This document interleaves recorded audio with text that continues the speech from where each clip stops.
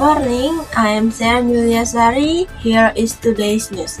Our top story today: heavy rain caused floods and landslides in West Bandung, West Java, and the Vice President visited the affected area to check the situation.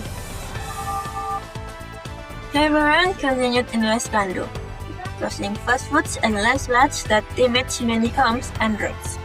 Several people had to leave their houses to stay safe, and rescue teams worked hard to find survivors.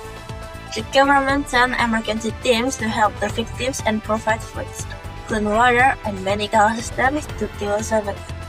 Many people are still waiting for help and looking for family members in the disaster area. As you can see in the footage, heavy rain and landslides have turned roads into muddy areas and damaged many houses. Local people are working with rescue teams to find missing residents and help each other through this difficult time.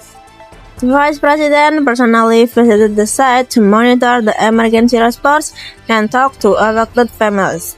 They urged the authorities to continue providing support and ensure that everyone gets help quickly.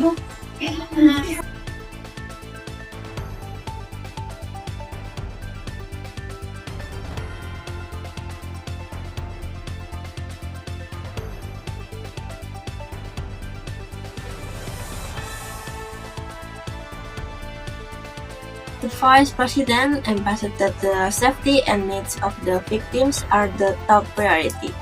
Local authorities continue to search for missing people and help displaced families find a safe place to stay.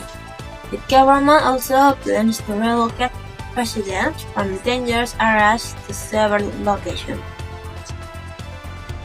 That's all today's news. Thank you for watching. I'm Sherin.